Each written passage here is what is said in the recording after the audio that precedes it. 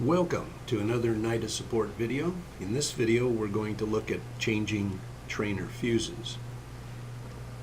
If a fuse is bad, you'll generally get an audible beep indicating which fuse is bad.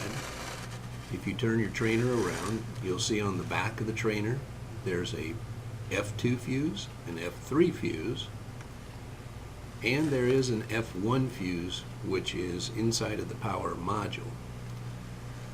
To check the fuses, take the cap out. You can visually look at the fuse. The best idea here is to take your multimeter and make sure that it has continuity. If it does, put it back in and you're fine. If it doesn't, take a look at the information on the back of the trainer. It will tell you what size fuse to get. The F1 fuse, you have to pop out the little module, and when you pull it out, you'll notice that on the top there won't be a fuse. This is used if you're in Europe or someplace where 220 volts are used.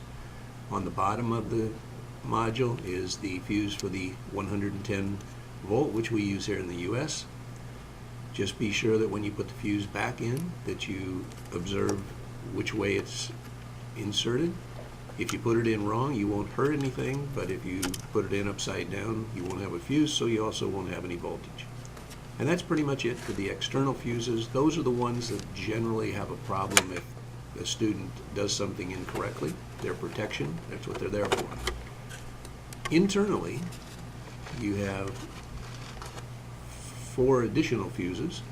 Just remember, anytime you open up the trainer, take a look at everything, look at the circuit boards, make sure there's no cables disconnected, make sure there's no indication of anything that's wrong, and gently lift up the wire harness and you'll see fuses F5, F6, and F7.